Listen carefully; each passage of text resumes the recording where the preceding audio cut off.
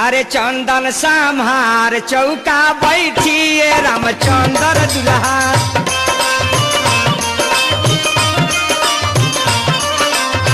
तिलक लेके अइले मेहमान लखन दुल्हा। ए सखी लोग कहता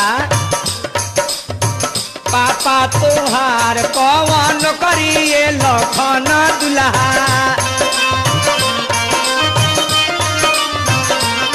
लक्ष्मण जी मुस्कुराए कहते कि हमार पिताजी पिता हमारे जिम्मेदार हो अम्मा के लिए।